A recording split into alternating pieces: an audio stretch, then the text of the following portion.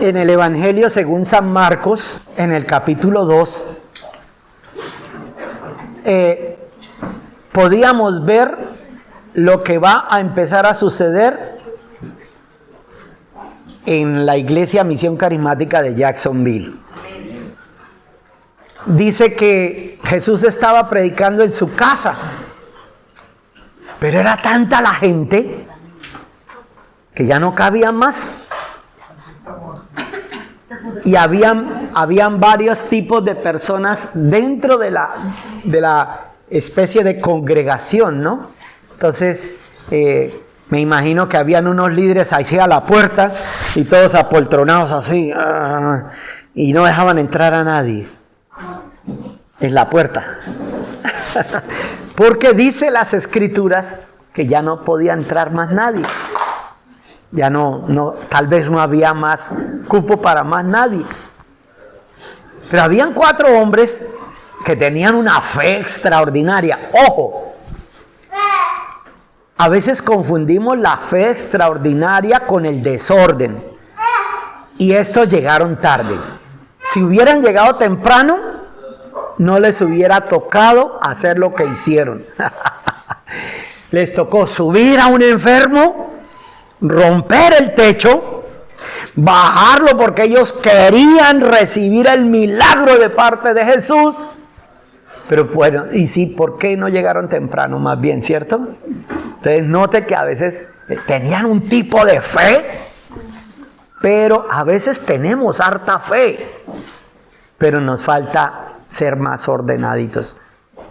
El domingo pasado estuvimos compartiendo una palabra que es sobre la guerra espiritual.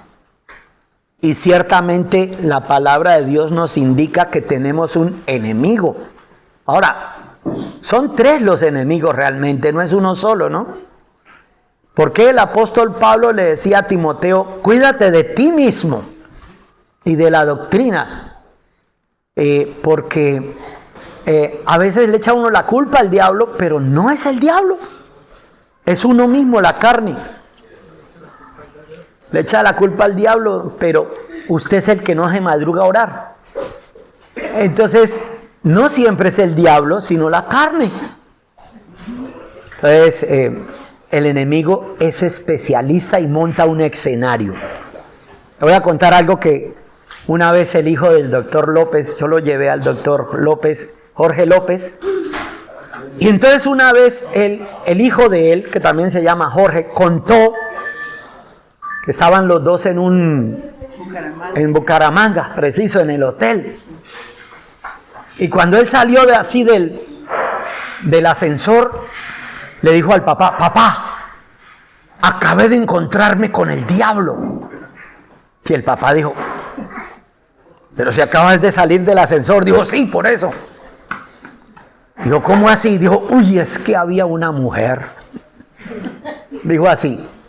Dijo, había una mujer con un escote que casi mostraba todo. Papá, y yo casi que le digo, diablo, así era que te quería ver. Entonces le echamos la culpa al diablo, pero fueron los ojos los que se le fueron al hombre. Entonces no siempre la culpa es del diablo.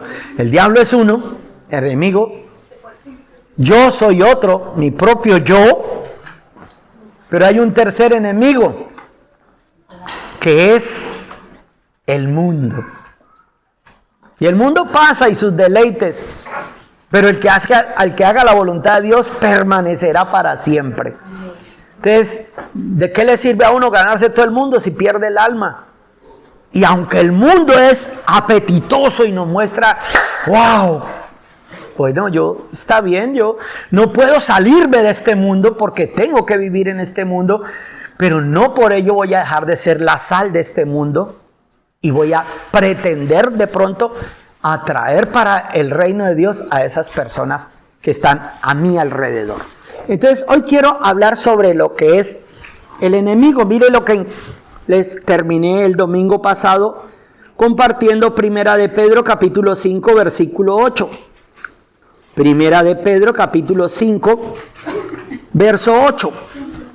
Y dice, sed sobrios y velad, porque vuestro adversario, y ahí lo menciona, la Biblia es muy específica, ¿no? Dice, sean sobrios y velen, porque tenemos un archienemigo. ¿Cómo se llama? Ahí lo dice, no es que el pastor se lo está inventando, no, la Biblia lo dice. Dice, vuestro adversario, el diablo, y mire cómo lo describe, como un león rugiente. ¿Cómo se imagina usted que sea un león rugiente? Muerto de hambre. Y cualquier corderito, cualquier oveja, cualquier cebra, cualquier animal que se le atraviese con ese hambre, ¿qué cree que va a hacer? Se lo devora. Entonces, el apóstol Pedro, que había vivido con Jesús, tal vez hasta en su misma casa. Recuerde que Jesús vivía con él y hasta entró a su casa, le sanó la suegra. Yo creo que por eso fue que Pedro lo negó las 3 veces. Es que en venganza, porque le sanó la suegra. No, mentiras. Pedro fue uno de los más allegados a Jesús, de los que más anduvo. Pedro le hizo una promesa a Jesús. Pedro fue el único que fue capaz de decirle, mi alma pondré por ti, Señor. Uy, ¿se imagina usted haciéndole una promesa esa a su pastor? Pastor, pase lo que pase, vea, siempre contigo, pastor. Eso fue lo que hizo Pedro. Pero Jesús, que conocía los designios, porque él tiene presciencia, Jesús lo miró a Pedro y dijo, ay, Pedrito, yo sé que me vas a negar hoy mismo. Antes que el gallo cante, me negarás 3 veces. Antes que suceda cualquier cosa, sé que me vas a negar. Pero le advirtió algo, le dijo, pero yo voy a orar por ti para que la fe no te vaya a dejar caer o retroceder. O sea, es imposible que no fallemos. Es casi imposible. Todos cometemos errores. Todos pecamos. Somos pecadores. El que diga que no es pecador es más pecador que los pecadores, porque está entrando en otra mentira más. Somos pecadores. Pero hay algo que nos protege, que es la fe, creer en su perdón, creer en su salvación, creer en que la sangre del Cordero de Dios nos va a redimir. Entonces, él nos advierte, el apóstol Pedro nos dice, sean sobrios. Y en otra versión dice, sean serios. ¿Por qué? Porque un día estamos bien con Dios y entonces la fe así por lo alto. ¡Ah! Que se me presente el diablo que lo va a partir los cachos. Pero habrán otros días en que, ay, pastor, ore por mí, la embarré otra vez. Entonces lo que el apóstol Pedro les quería decir es, tengan una línea de cordura, tengan un solo sentimiento, un mismo sentir o una constante de fe. Está bien que van a haber días de depresión, van a haber días como que, écheme una mano, hermano.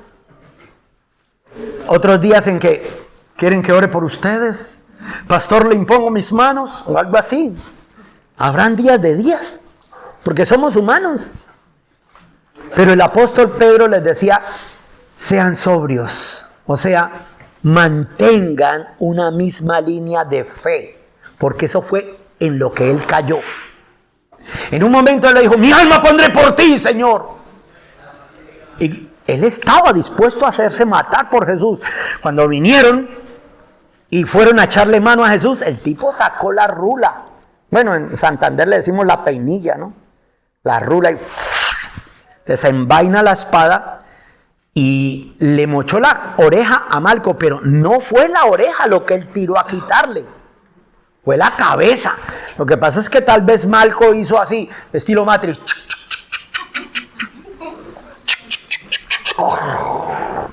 pero le tiró, fue a volar la cabeza.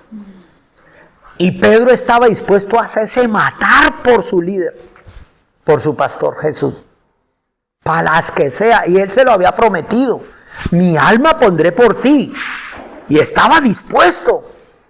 Pero Jesús, cuando vio que no, es que se me basa a lo carnal, no es con espada, no es con ejército, es con su Santo Espíritu.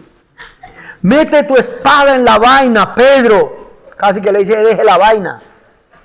Mete tu espada en la vaina, porque el que a espada mata, a espada muere. El que siembra, recoge. Así no es, mi reino es espiritual. Era lo que le quería decir Jesús a Pedro. Y Pedro, pues, ahí se le bajaron los humos. Y después de estar dispuesto a matar por Jesús, luego lo pasan al primer periodo en donde entra y le dicen: este andaba con Jesús. No, ahí ya, como una montaña rusa, ¿no? Un momento que estuvo aquí y después se descolgó. La segunda vez: este andaba con Jesús. No. Más abajo cayó la montaña rusa. Por último le dicen: sí, anda como Jesús, viste como Jesús, habla como Jesús. Cuando le dijeron habla como Jesús, empezó a maldecir, empezó a decir groserías, vulgaridades, con tal de no identificarse con ellos y poder salvar su alma. Entonces Pedro había estado en la montaña rusa, y como él experimentó eso, ahora le dice a la gente: mira, no montañas rusas, eso allá es en Orlando, aquí es así. Todo aquí en Jacksonville es así, en reposo. Todo en reposo. Tengan sobriedad.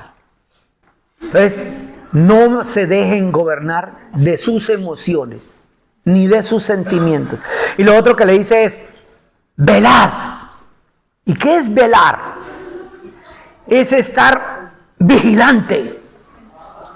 En la iglesia en Colombia tenemos varios vigilantes, o sea, tienen turnos. Y hay un turno adelante y otro atrás, y el de atrás es de ronda. Y a ellos se les paga solo por vigilar. Eso no es como aquí que dejan la puerta abierta y nadie entra. Allá sí toca vigilar, porque el ladrón en cualquier momento se mete. Y entonces, un vigilante que se duerma, lo despiden. Lo despiden de una. Porque bueno, si se le da un trabajo para que vigile y se duerme, no sirve para ese trabajo. Lo despiden de una vez. Imagínense que el pastor le diga: mañana 4:50. Y usted no vigile. Vigilamos. Entonces, Pedro les decía: sean serios, vigilen. Y lo otro que le decía: tienen un archienemigo que va a estar como un león rugiente, buscando cómo tragárselo a usted. Oiga, le voy a dar 5 pautas de quiénes son posibles víctimas de ese león.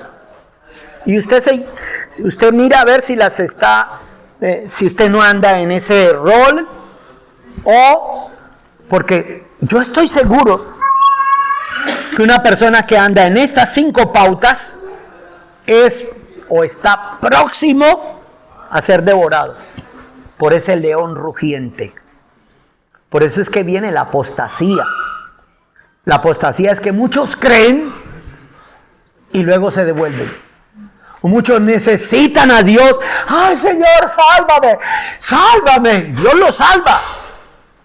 Pero ellos no continúan, no perseveran. Nos veremos en la próxima prueba, Señor. En la próxima olla donde esté, nos veremos.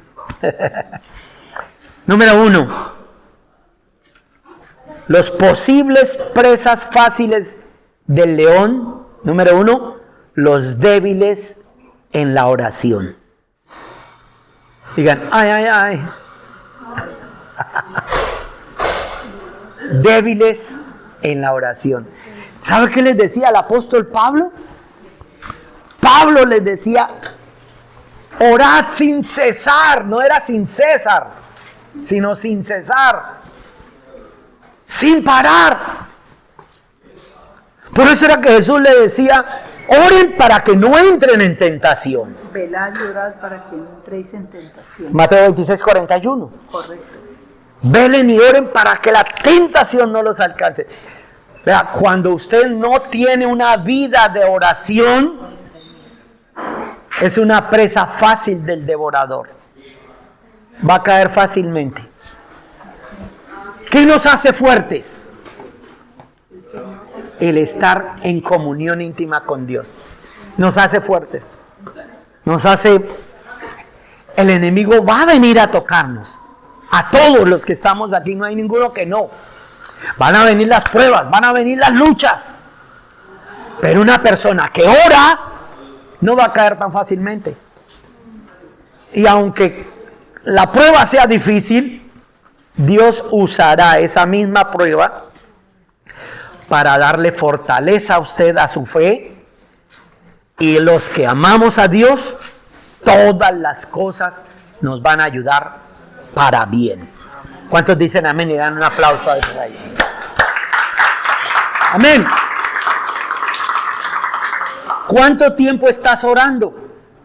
Pastor, pero eso nos predicó la semana pasada. Sí, es que ya pasaron 8 días y nada que lo veo orar. Necesitamos fortalecernos en oración. Un hombre dijo, pastor, yo oro 3 veces al día. Yo casi que le digo, uy, póngame las manos. Dijo, al desayuno, al almuerzo y a la comida. Y eso es una oración, Señor, tú me los das y yo me los como. Y ya, eso era todo. Segundo, otra posible presa fácil del león es los que no ayunan. Entonces decía, mañana todos entramos en ayuno. Y bueno, ojalá que todos los que quieran estar en ese espíritu, vamos a entrar en ayuno. No, desde tan pronto nos levantemos 4 de la madrugada hasta la mediodía, si es posible, pero haciendo oraciones específicas. Señor, oramos por los hijos nuestros. Mire, por esa bebecita, por nuestros hijos, por nuestros nietos, por nuestras futuras generaciones. Pero el ayuno rompe ligaduras de impiedad. Isaías 58. La tercera tipo de personas que son presas fáciles para que el devorador se los trague, y es la palabra correcta, dijo un día un médico, es quienes se alejan del redil. Quienes se alejan del redil. Ahora, pastor, es que esta visión es muy absorbente.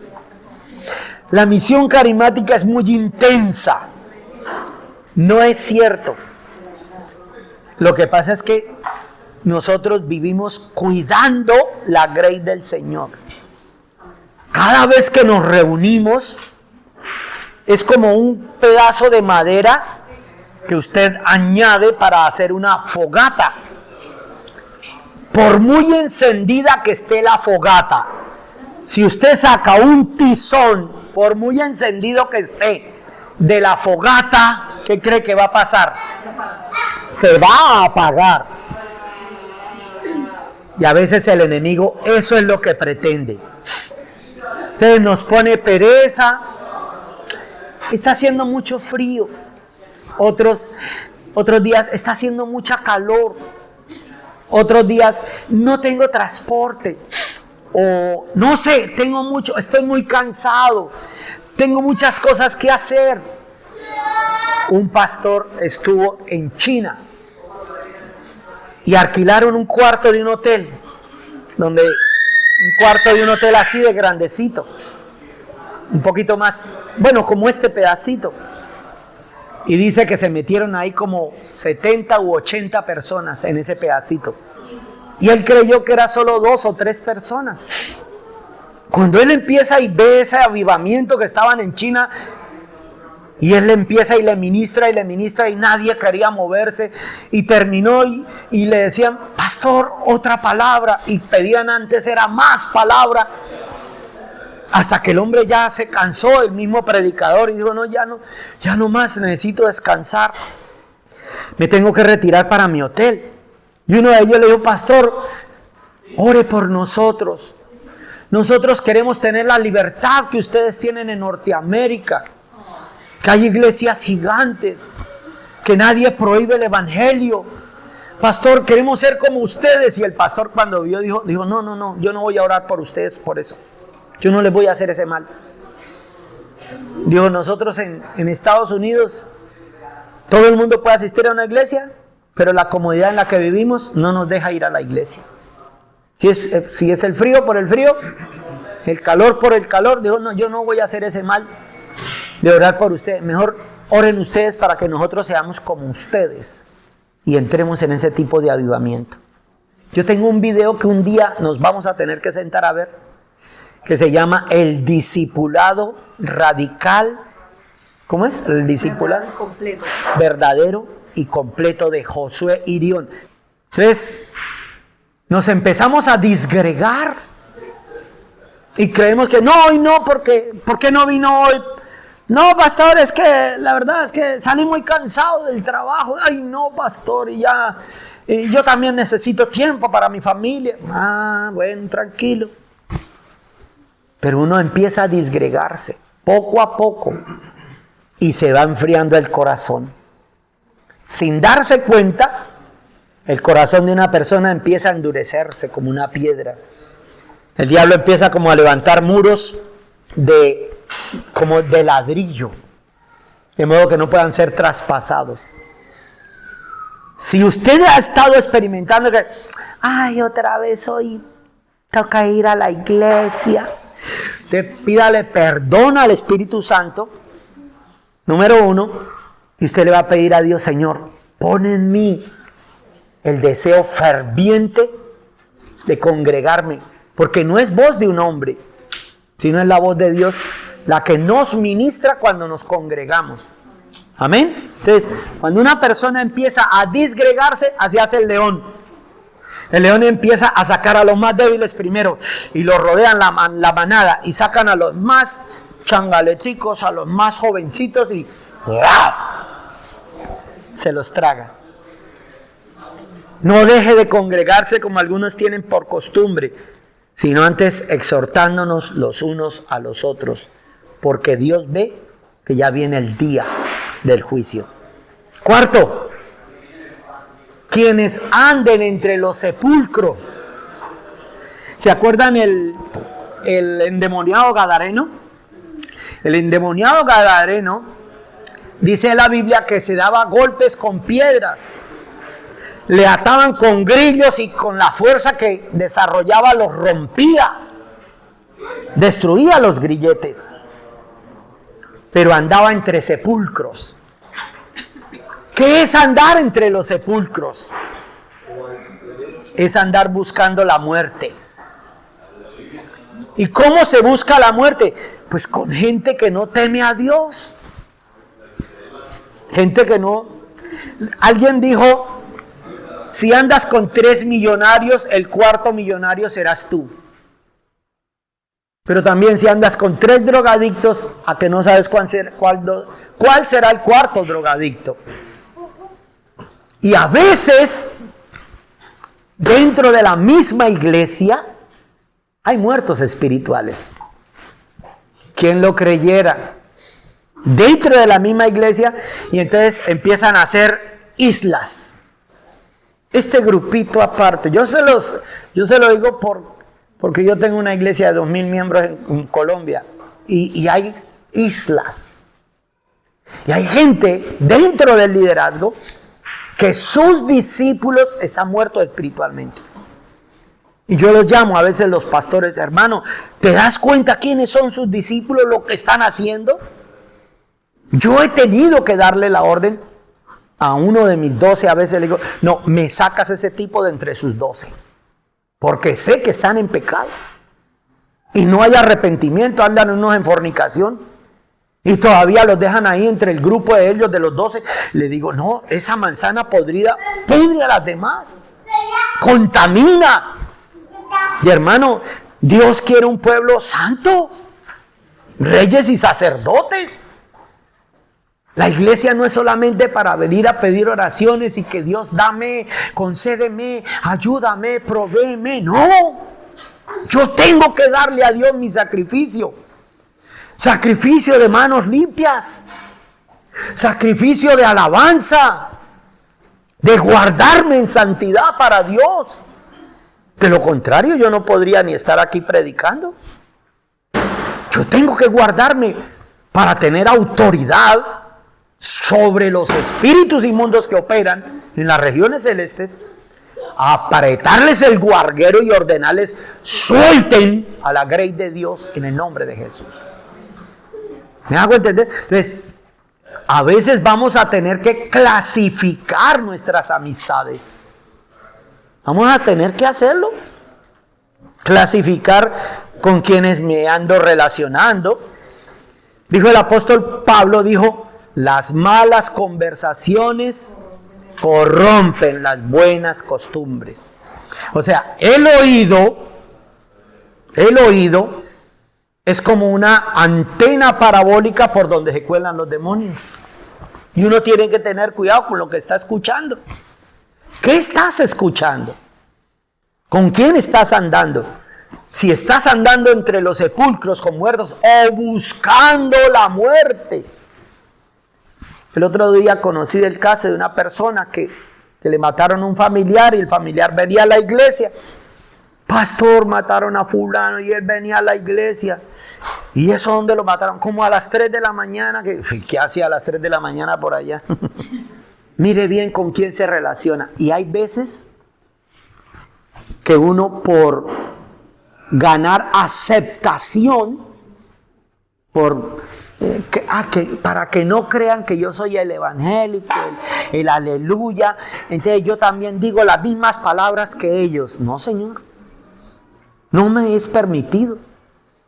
Dios dice en su palabra a su pueblo Israel, le dijo, mas a vosotros no os es permitido eso. Sean santos como vuestro Padre que está en los cielos es santo. Más nada. Y por último, ¿quién puede ser una presa fácil para devorarse por el enemigo? Es cuando usted no lee la Biblia. Entonces, el día que desempolvan la Biblia es el día domingo que vamos a ir a la iglesia. Y lo que leemos en la iglesia es lo único que leen de Biblia. Ahora, cuando no leemos, nos volvemos son evangélicos chiviados, religiosos. Mire, cuando usted lee un libro de un ministro de Dios, usted se está ahorrando mínimo 30 años de experiencia, de cometer errores. Porque ellos recopilan lo de muchos años de ministerio en un libro. O sea que están salvándonos de cometer toda la cantidad de errores que ellos cometieron. Ahorita estamos estudiando el libro que se llama Liderazgo Sobrenatural. Yo con mis discípulos de Colombia me estoy leyendo entre 20 a 30 libros más o menos en el año. Más o menos. Obvio, nosotros dos leemos más que ellos. Pero con mis discípulos de 20 a 30 libros en el año. Y es la manera como su mente se llena de la unción del Espíritu. Es como la materia prima que el Espíritu Santo coge. Hay gente que, pastor, yo quiero predicar como usted. Pues lea lo que el pastor lee y verá. Ore lo que el pastor ora. Ayune lo que el pastor ayune y verá que predica hasta mejor. Algo grande va a pasar. Cuando usted no lo hace, se convierte en una presa fácil del enemigo. Y entonces soplan vientos de doctrina, porque para los últimos tiempos, dice las Escrituras, que como tendremos comezón de oír, el diablo sabe que le queda poco tiempo. El diablo sabe y empieza a atacar a la gente. Pero hay algo dentro del corazón nuestro que sabe que también nos queda poco tiempo en esta tierra. Nos queda poco tiempo. Yo el otro día les hice unas cuentas a ustedes, no, me parece que sí. Que en el 48 fue fundado Israel, más o menos, en 1948. Y en el Salmo dice que los años para el hombre son 80 a los más fuertes. Jesús les decía, esta generación no pasará después de que la higuera floreciera. Entonces sume usted del 48, 80 años, ¿cuánto más da? Más o menos 128, 2028. Entonces uno calcula, wow. No es el día ni la hora el que yo diga, pero uno tiene que estar preparado. Yo tengo que estar leyendo. La Biblia tiene que convertirse para mí en el manual. Mire, ayer compré una plumillita del coche. Y dentro de la plumilla venía hasta un papelito, una hoja, ahora es solo una hojita. Pero era el manual de indicación de cómo debía instalarla. El creador de la plumilla se dio a la tarea de darme las instrucciones para que no las dañara y las supiera instalar y que me fuera efectiva. Pues el creador de la vida dejó un super manual que se llama Biblia. Y ahí dice de todo. Uno es el perezoso que no lee. Cuando no lee, no tiene un alto nivel de fe. La fe viene por el oír y el oír de la palabra. Entonces, voy a ponerles un ejemplo. Cuando yo leo la historia de Jacob, y entonces leo, Jacob se disfrazó, le robó la primogenitura a su hermano, su padre lo bendijo, no lo mandó con plata, no le dio camellos, no le dio nada, solo lo bendijo con la bendición espiritual y salió Jacob de su tierra con las manos vacías. ¿Y cómo regresó? ¿Cuántos saben cómo regresó? Mandaba como escuadrones con miles de ovejas, de camellos, con demasiadas riquezas. Porque Jacob, aunque salió con las manos cruzadas, hizo un pacto con Dios y le dijo, Señor, de todo lo que tú me des, el 10% yo te daré. Y solo tenía una piedra donde recostar su cabeza. Entonces, cuando usted ve esas historias y sabe lo que dice en Hebreos 13:8, que dice que Dios es el mismo ayer, hoy y lo seguirá siendo por los siglos de los siglos, pues el mismo Dios que bendijo a Jacob me va a bendecir a mí. Y de la misma manera, y el mismo pacto que hizo Jacob, pues lo hago yo en el nombre de Jesús y me funciona. Funciona. Entonces, leo y me empapo de fe y pongo en práctica lo que leo. Entonces, ¿cómo fue que Abraham a los 99 años hizo muchachitos? Y después dice que a los 130 años se casó con Setura. Y tuvo muchos más hijos. Imaginen uno a los 130 haciendo muchachitos. Sangre de Cristo, necesitamos esas fuerzas del búfalo, ¿no? Pues leo y reclamo. Leo y reclamo mi fe. Señor, dame las fuerzas de Abraham. Dame la fe de Abraham. Que le digan a usted, salga de su tierra, de su comodidad y de su parentela. A mí me dijeron así. Bueno, aquí ya tiene mucha gente en esta ciudad. Ahora váyase para donde no haya tanta gente. Sangre de Jesucristo. Pero leo, asumo, creo, y por haber leído y creer, Dios lo multiplicará como las arenas del mar y como las estrellas del firmamento. ¿Cuántos dicen amén? ¡Amén! Cierre sus ojos. Cierre sus ojitos.